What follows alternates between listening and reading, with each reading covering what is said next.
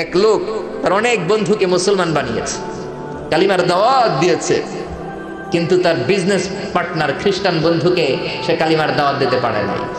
সে মনে মনে ভাবলো, আমার জীবন থাক আর না থাক, আমার খ্রিস্টান বন্ধুকে তার কলিজার ভেতরে কালিমার দাওয়াত দিয়ে আমি ছিদ্র করে দেবো। কারণ সুবহানাল্লাহ, খ্রিস্টান বন্ধুকে দাওয়াত করলো তার বাড়িতে, ভাবলো একটা দাওয়াত করি, দাওয়াতে খাইতে আসলে কালিমার দাওয়াত দিয়ে দেবো। খানার দাওয়াতের লগে কালিমার দাওয়াত আছে না নাই?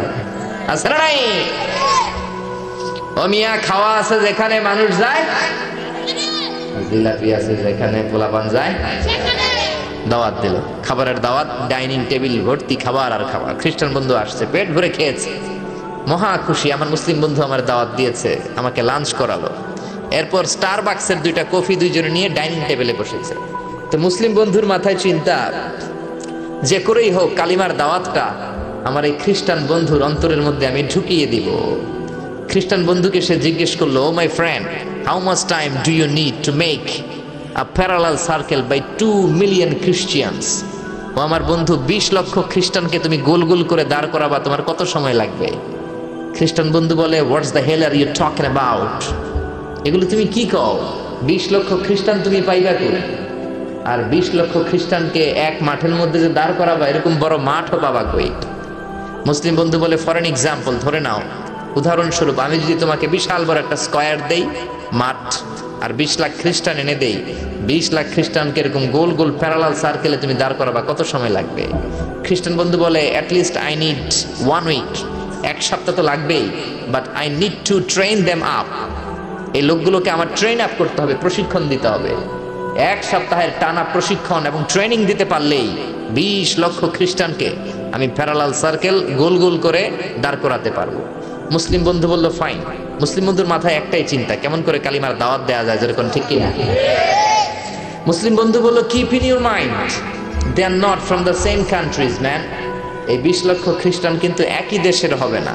সাম of them from United States of America, some from England, some from Switzerland, some from Singapore, Malaysia, Indonesia, Bangladesh, অনেক দেশের লোক হবে তারা।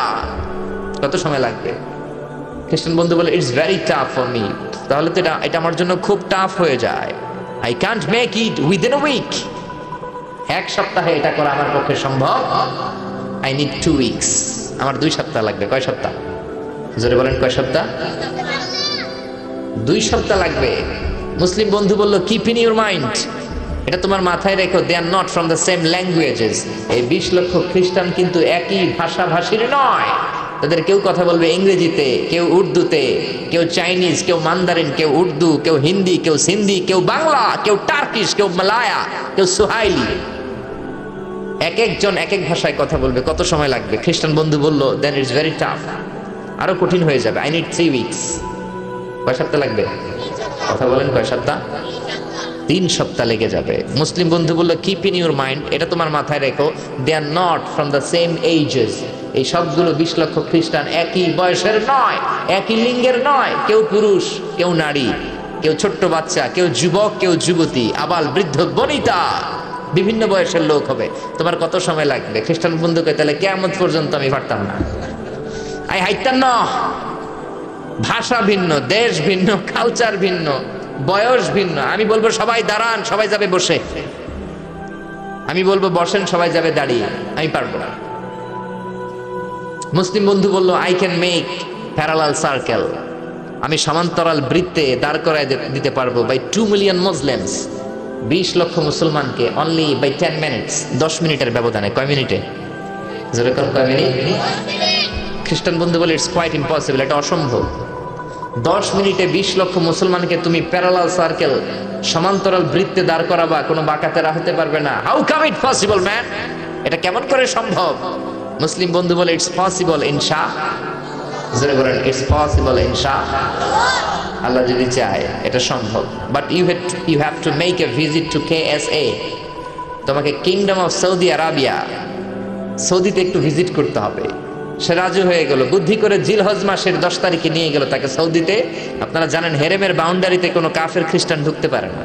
তার পরিচয়টা গোপন করে মুসলিম বন্ধু তাকে নিয়ে গেল জিলহজের 10 তারিখ, হজের মৌসুমে মক্কার পাশে কাবাঘরের পাশে একটা বিল্ডিং আছে আব্দুল আজিজের ওয়াকফ, এটাকে বলে জামজাম টাওয়ার, দি মক্কা রয়্যাল ক্লক টাওয়ার, 120 তলা উঁচু, এটার 80 তলায় একটা হোটেল ভাড়া করলো, একটা রুম ভাড়া করলো। ওই দিন সব হাজী সাহেবান মিনার জবাইয়ের কাজ শেষে ফরজ তাওয়াফ করার জন্য মিনা থুইয়া সব কাবাঘরের এদিকে বিড়বিড় করতেছে, কত সুবহানাল্লাহ। মাগরিবের টাইম। খ্রিস্টান বন্ধু বললো, where is your magic man? তুমি না আমার একটা ম্যাজিক দেখাইবা? খ্রিস্টান মনে করছে এটা মনে হয় ম্যাজিক। তা না হলে 10 মিনিটে 20 লাখ মুসলমানদের এরকম গোল গোল করে কে সমান করে দাঁড় করাতে পারে? What is your magic? তোমার ম্যাজিক কই? মুসলিম বন্ধু বলে, let's go to very close to the window, চলো জানালার কাছে যাই। 80 তলা বিল্ডিং এর উপর থেকে জানালার কাছে যে when they open the window, যখন জানালা খুললো নিচে তাকিয়ে খ্রিস্টান বন্ধু তো অবাক। 20 লক্ষ হাজী সাহেবান, একটা ইজার, একটা রিদা, একটা সাদা কাপড়ের চাদর, একটা সাদা কাপড়ের লুঙ্গি পরে লাব্বাইক লাব্বাইক বলে কারে ডাকে? জোরে বলেন, কারে ডাকে? এই দৃশ্য কোনোদিন খ্রিস্টান দেখে নাই, দেখে তো অবাক। ইন দ্য মিন টাইম মাগরিবের আজান হতে শুরু করেছে। আল্লাহু আকবার, আল্লাহু আকবার, আল্লাহু আকবার, আল্লাহু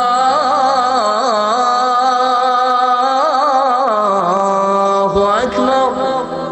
পড়েন আল্লাহু আকবার। আজানের শব্দ শুনে 20 লক্ষ হাজী সাহেবান মৌমাছির মতো গুনগুন গুনগুন করতে করতে কাবা ঘরের যতগুলো দরজা ছিল বাবে ফয়সাল দিয়ে, বাবে আব্দুল আজিজ দিয়ে, বাবুল ওমরা দিয়ে কাবা ঘরে ঢুকতে শুরু করেছে। আর মিলিটারির মতো, সেনাবাহিনীর মতো গোল হয়ে দাঁড়াতে শুরু করেছে। জোরে বলেন আল্লাহু আকবার। খ্রিস্টান বন্ধু দেখে তো অবাক, কারণ তার পুরো জীবনে এরকম দৃশ্য সে দেখে নাই। সুবহানাল্লাহ। তার ঠিক 5-7 মিনিট পরে ইকামত হতে শুরু করেছে। আল্লাহু আকবার, আল্লাহু আকবার, আশহাদু আল্লা ইলাহা ইল্লাল্লাহ, আশহাদু আন্না মুহাম্মাদার রাসূলুল্লাহ, হাইয়া আলাস সালাতি হাইয়া আলাল ফালাহ, قد قامت الصلاة قد قامت الصلاة, الله أكبر الله أكبر لا إله إلا الله. একামত হওয়ার সাথে সাথে আর কোনো কথা নেই।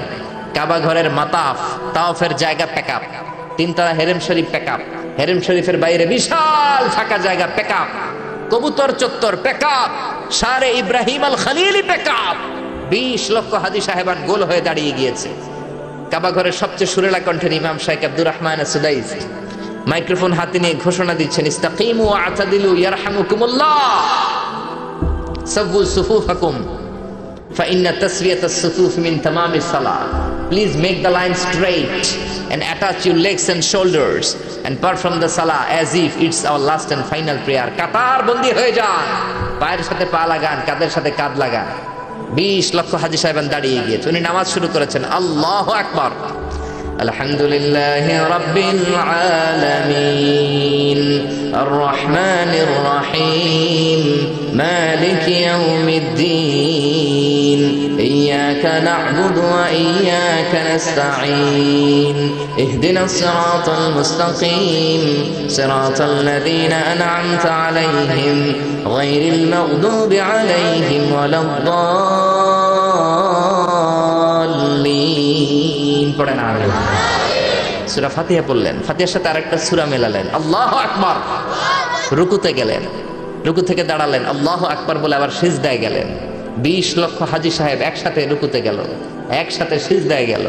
আমি 80 তলা বিল্ডিং এর উপর থেকে যদি আপনি তাকান যে 20 লক্ষ হাজী একসাথে উঠে একই কাপড়, maintaining the same dress code, একই ড্রেস পরে দে আর গোইং টু রুকু, দে আর পারফর্মিং দ্য সুজুদ, একসাথে রুকু দেয়, একসাথে সিজদা দেয়। এই দৃশ্য দেখলে কান্না কলিজা ঠান্ডা হয়ে যায়, ঠিক না? এই দৃশ্য দেখে খ্রিস্টান বন্ধু স্টার্টেড টু ক্রাই, কাঁদতে শুরু করেছে, স্টার্টেড টু ভাইব্রেট, কাঁপতে শুরু করেছে। মুসলিম বন্ধু খ্রিস্টান বন্ধুরে জড়িয়ে ধরে বলে, ও বন্ধু তুই কাঁদিস কেন, তুই কাঁপিস কেন? খ্রিস্টান বন্ধু বলে, আমার জীবনে কোনোদিন এত সুন্দর দৃশ্য আমি দেখি নাই। কি নামে ধর্মের কি নাম? মুসলিম বন্ধু বলে ইসলাম। খ্রিস্টান বলে, আমিও আমার বাইবেল নিয়ে অনেক ভেজালে আছি, বাইবেলের এক চ্যাপ্টারে এক কথা, আরেক চ্যাপ্টারে আরেক কথা, কোনো মিল নাই। জোরে কোন ঠিক কিনা? আর আমি খ্রিস্ট ধর্মে থাকতে চাই না, তোদের ধর্মে আমার ঢুকিয়ে নে। মুসলিম বন্ধু বলল, যাও আশ্রমে যাও, মেক এন অ্যাবলিউশন, ওযু করে আসো। আর কাবার দিকে তাকিয়ে আমার হাতের মধ্যে তোমার ডান হাত রেখে চিল্লায়া পড়ো লা ইলাহা ইল্লাল্লাহু মুহাম্মাদুর রাসূলুল্লাহ সাল্লাল্লাহু। বিশ্বনবী বলেন, আমার মায়েরা খেয়াল করে শুনুন, বিশ্বনবী আপনাদের উদ্দেশ্য করে বলেন, আল মারআতু ইযা সাল্লাত খামসাহা ওয়া সামাত শাহরাহা হাফিজাত ফুরুজাহা আতাআত বা'লাহা ফালতাদখুল মিন আইয়ি আবওয়াবিল জান্নাতি শাআত। বিশ্বনবী বলেন, ও রমণীরা, ও নারীরা, যে সমস্ত নারী এই 4টা কাজ করবে, এই 4টা কাজের গ্যারান্টি দিবে, তাদেরকে জান্নাতের 8টা দরজার গ্যারান্টি দেয়া হবে। কি 4টা কাজ? 1 নম্বর, আল মারআতু ইযা সাল্লাত খামসাহা, যে নারী 5 ওয়াক্ত নামাজ পড়ে। কি করে? জেলা স্টেডিয়ামে অবস্থানরত আমার নারীরা, বোনেরা, বিশ্বনবী আপনাদেরকে 4টা কাজের কথা বলেছেন, খুব বেশি না। 4টা করলে 8 জান্নাতের দরজা সব খোলা। কোনটা দিয়ে যাবেন? যেটা দিয়ে মনে চায়। 1 নাম্বার 5 ওয়াক্ত নামাজ। আমার বোনেরা জোহরের নামাজ পড়তে পড়তে এটা আসরে নিয়ে যায়, আসর পড়তে পড়তে এটা মাগরিবে নিয়ে যায়। এরকম আসরা নাই? লালমনিরহাটে হয়তো নাই। আমার বোনেরা এটা করবেন না। ইন্নাস সালাতা কানাত আলাল মুমিনিনা কিতাবাম মাওকুতা, সময় মতো পড়বেন। সামাত শাহরা, রমাদানের রোজাগুলো রাখবেন। হাফিজাত ফুরুজাহা, যে নারী তার চরিত্রকে হেফাজত করে, তার প্রাইভেট হেফাজত করে, তার লজ্জাস্থান হেফাজত করে। ও মায়েরা, আপনার এই গর্ভ যে কত দামি আপনি জানেন না। আপনার এই গর্ভ থেকে জন্মাবে আগামীর সালাহুদ্দিন আল আইয়ুবী। আপনার গর্ভ থেকেই জন্মাবে ইমাম আল মাহদি আল মুনতাযার। আপনার পেট থেকে জন্মাবে আবু সাইদের মতো বীর সৈনিক। আপনার পেট থেকে জন্মাবে মুগ্ধের মতো বীর মুজাহিদ। আপনি জানেন না কে আসবে আপনার পেট থেকে। সময়টাকে কাজে লাগান, ইসলামকে বুঝেন, মানেন, আমাদের ইসলামিক লেকচারগুলো শোনেন। আমরা যে বার্তাগুলো, ইনস্ট্রাকশনগুলো, দিক নির্দেশনাগুলো আপনাদের খেদমতে রাখি, এগুলো মেনে চলুন। আপনিই পারেন আপনার ঘরটাকে জান্নাতের টুকরা বানাতে। একটা family, it's a very big institution and you are the MD, the managing director of this institution. চিল্লায় বলেন ঠিক কিনা? চাইলেই পারেন ঘরটারে জান্নাতের টুকরা বানাতে। 5 ওয়াক্ত সালাত, রমাদানের রোজা, নিজের চরিত্রের হেফাজত, ও আতাআত বা'লাহা, স্বামীর আনুগত্য। এটাতে অনেকে ভুল করে থাকে। হায় রে আমার বোনেরা, স্বামীর আনুগত্যকে এটা নিজের অপমান মনে করবেন না। আপনার স্বামী আপনার সবচেয়ে বড় গার্ডিয়ান, তিনি আপনার সবচেয়ে ভালো চায়। নারী কখনো গার্ডিয়ানশিপের বাইরে থাকতে পারে না। হয় আপনি বাবার গার্ডিয়ানশিপের ভেতরে, বাপ না থাকলে ভাই আপনার গার্ডিয়ান, ভাই না থাকলে চাচা গার্ডিয়ান, বিয়ের পরে আপনার স্বামী আপনার গার্ডিয়ান। শরিয়া সম্মত স্বামীর আদেশগুলো আপনি মেনে চলবেন, কিন্তু শরিয়া বিরুদ্ধ কোনো আদেশ মানতে আপনি বাধ্য নয়। আওয়াজ করে বলুন সবাই ঠিক কিনা? এই 4টা কাজ যদি কোনো নারী করে, বিশ্বনবী বলেন জান্নাতের 8টা দরজা খোলা। তোমার যেটা দিয়ে মনে চায় সেটা দিয়ে জান্নাতে তুমি এন্ট্রি নিতে পারবা। আমরা এখানে লালমনিরহাটের সোহরাওয়ার্দী ময়দানে আজকে যেমন একত্রিত হতে পারলাম, আল্লাহর জান্নাতেও যেন একত্রিত হতে পারে। আল্লাহ তুমি তৌফিক দান করো। আল্লাহ আমার এই কলিজার টুকরা যুবক ভাইদেরকে তুমি ওমরে ফারুকের মতো কবুল করো। জেলা স্টেডিয়ামে অবস্থানরত আমার মা বোনদেরকে তুমি ফাতেমার মতো, খাদিজার মতো কবুল করো। আমার ভাইরা, বিশ্বনবীর বয়স তখন প্রায় 51 বছর। কত বছর? বিশ্বনবীর সবচেয়ে কাছের মানুষ খাদিজা রাদিয়াল্লাহু তাআলা আনহা ইন্তেকাল করেছেন। বিশ্বনবী বড্ড কষ্ট পেলেন, হৃদয়টা ভেঙে খান খান। যিনি ঘরের ভেতরে বিশ্বনবীকে সান্ত্বনা দিতেন, ভালোবাসা দিতেন, বাইরে গেলে কুরাইশরা বকাঝকা করে, অত্যাচার করে, কিন্তু আম্মাজান খাদিজা রাদিয়াল্লাহু তাআলা আনহা ঘরটারে এমন শান্তির নীড় বানায় রেখেছেন, এই ঘরের ভিতরে ঢুকলে বিশ্বনবীর কলিজাটা ঠান্ডা হয়ে যেত। এজন্য রব্বুল আলামিন বলেন, খাদিজা, ও আমার বান্দি খাদিজা, জান্নাতে এমন স্পেশাল একটা ঘর আমি তোমার জন্য রেডি করে রেখেছি। ওই ঘরের মধ্যে কোনো আওয়াজ নাই, ওই ঘরের মধ্যে কোনো নয়েজ নাই, ওই ঘরে কোনো বিশৃঙ্খলা নাই। কারণ মক্কার জমিনে আমার নবী কুরাইশদের বিশৃঙ্খলা, নয়েজ আর ঝামেলাগুলোকে উপেক্ষা করে যখন তোমার ঘরের ভিতরে ঢুকতো, ঘরটারে তুমি শান্তির নীড়, ঠান্ডা, নীরব, নিস্তব্ধ, নিঝুম আর শান্তির নীড় বানিয়ে রেখেছো। এজন্য জান্নাতে স্পেশাল একটা শান্তির নীড় আমি তোমারে উপহার দেব। ওই প্রিয়তমা স্ত্রী খাদিজা ইন্তেকাল করলেন, বিশ্বনবীর হৃদয় ভেঙে খান খান। আবার ওনার চাচা আবু তালেব ইন্তেকাল করলেন, যিনি পলিটিক্যাল শেল্টার দিতেন নবীকে। কে দিতেন? আবু তালেবের ভয়ে, বিশ্বনবীর এই চাচার ভয়ে কোনো মুশরিক নবীর গায়ে হাত দেওয়ার সাহস পায় নাই। এখন স্ত্রীও নাই, চাচাও নাই, নবীকে আশ্রয় দেওয়ার কেউ নাই, নবীর চারদিকে অন্ধকার। নবী এখন কই যাবেন? আমার পেয়ারা নবী নতুন স্টেশন খুঁজতেছেন, নতুন দাওয়াতি প্ল্যাটফর্ম খুঁজতেছেন। তিনি যায়েদ বিন হারেসা রাদিয়াল্লাহু তাআলা আনহুকে নিয়ে মক্কার পাশের একটা নেইবরিং সিটি তায়েফে চলে গেলেন। কোথায় চলে গেলেন? লালমনিরহাটের ভাইয়ের আওয়াজ করে বলেন, কোথায় গেলেন? তায়েফে চলে গেলেন দিনের দাওয়াত দেওয়ার জন্য। কি দেওয়ার জন্য? নাকি জমি কিনতে গেছিলেন? জমি কিনতে, দুনিয়ার যশ খ্যাতির জন্য, নিজের কোনো লাভের জন্য?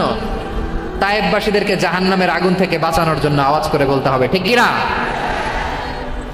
বিশ্বনবী বিশাল মরুপথ, পাহাড়ি পথ পাড়ি দিয়ে তায়েফের মরুজমিনে গেলেন কোরআনের দাওয়াত নিয়ে, ইমানের দাওয়াত নিয়ে। কিন্তু তায়েফের লোকেরা বিশ্বনবীর দাওয়াতকে শুধু প্রত্যাখ্যান করেই থামে নাই, তারা বিশ্বনবীর সাথে অত্যন্ত খারাপ আচরণ করেছে। বিশ্বনবীকে শারীরিকভাবে হেনস্থা করেছে, আমার নবীকে শারীরিকভাবে অত্যাচার করেছে, আমার পেয়ারা নবীর গায়ে পাথর মেরেছে, বিশ্বনবীর গা বেয়ে ঝরঝর করে রক্ত ঝরেছে, নবী জামিনের মধ্যে লুটিয়ে পড়েছেন, আবার মেরেছে। আবার নবী হাঁটতে শুরু করলেন, পেছন থেকে আবার মেরেছে। আবার নবী রক্তাক্ত হয়ে জামিনের মধ্যে লুটিয়ে পড়লেন, আবার মেরেছে। বিশ্বনবীর মতো এত সুস্ত্রী মানব, বিশ্বনবীর মতো এত শুভ্র মানব, বিশ্বনবীর মতো এমন চমৎকার দেহাবয়ব দিয়ে রব্বুল আলামিন কাউকে বানান নাই। এরকম চমৎকার মানুষটাকে তারা তায়েফের ওই জমিনে রক্তাক্ত করেছে। বিশ্বনবী দুনিয়ার কোনো স্বার্থের জন্য সেখানে যান নাই, নিজের কোনো লাভের জন্য, প্রাপ্তির জন্য যান নাই, তায়েফবাসীদের জাহান্নামের আগুন থেকে বাঁচাতে গিয়েছেন। ঠিক কিনা বলেন?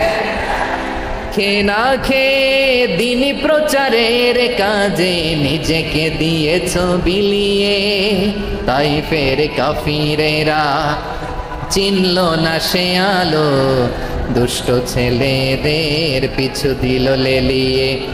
পাথরের আঘাতে ক্ষত বিক্ষত হয়ে সারা শরীর থেকে রক্ত ঝরে।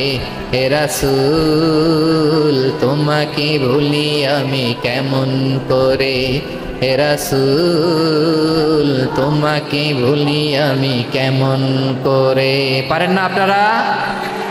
ধরুন আমার সাথে, হাজার ব্যথা বেদনার পরে ফিরে আসনি তুমি আপন ঘরে, দিনের আলো তুমি ছড়িয়ে দিতে চলে গেলে মাদিনা।